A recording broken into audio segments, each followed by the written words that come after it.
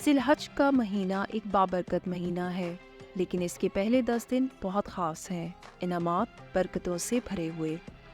یہ ایام حج پر جانے والے اور نہ جانے والے دونوں کے لیے مقدس سمجھے جاتے ہیں۔ نبی کریم صلی اللہ علیہ وآلہ وسلم نے فرمایا کہ کوئی دن ایسا نہیں جس میں عمل صالحہ اللہ کے نزدیک ان 10 دنوں سے زیادہ محبوب ہو۔ لوگوں نے پوچھا، اللہ کی راہ میں جہاد بھی نہیں؟ آپ صلی اللہ علیہ وآلہ وسلم نے فرمایا، جہاد فی سبیل اللہ بھی نہیں، سوائے اس شخص کے جو جہاد کے لیے نکلا اور اپنا مال قربان کر کے واپس آیا۔ ذی الحج کے پہلے 10 دنوں میں مسلمانوں کو 3 چیزیں کرنے کی سخت ترغیب دی جاتی ہے۔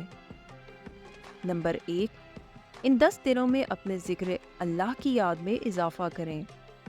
اس وقت کے دوران استغفار، دعاؤں میں اضافہ، دعا اور روحانی عکاسی کی سختی سے حوصلہ افزائی کی جاتی ہے۔ نمبر 2، اضافی صدقہ، رضاکارانہ صدقہ دیں۔ اس دوران ہر نیکی کا 700 گنا ثواب ملتا ہے۔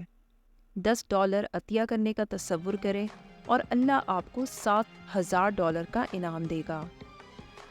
مسلمانوں کو ذی الحج کے پہلے 10 دنوں میں سے کسی ایک یا تمام روزے رکھنے کی تاکید کی جاتی ہے۔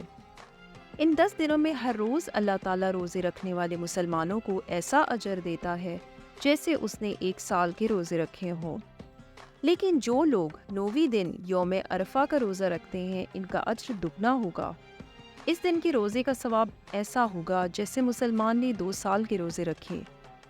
رسول اللہ صلی اللہ علیہ وآلہ وسلم نے فرمایا، ان دنوں میں سے ایک روزہ پورے سال کے روزوں کے برابر ہے، اور اس مدت میں ایک رات کی عبادت لیلۃ القدر کی عبادت کے برابر ہے۔ ذی الحج میں بہت سی فضیلتیں اور برکات پائی جاتی ہیں، اور سب سے زیادہ پہلے 10 دنوں میں۔ ہم نہیں جانتے کہ ہم میں سے کون اگلے سال اس مہینے کو دیکھنے کے لیے زندہ رہے گا، اس لیے ہمیں اب اپنے آپ کو اللہ کی یاد کے لیے پوری طرح وقف کر دینا چاہیے۔ بہت بہت شکریہ۔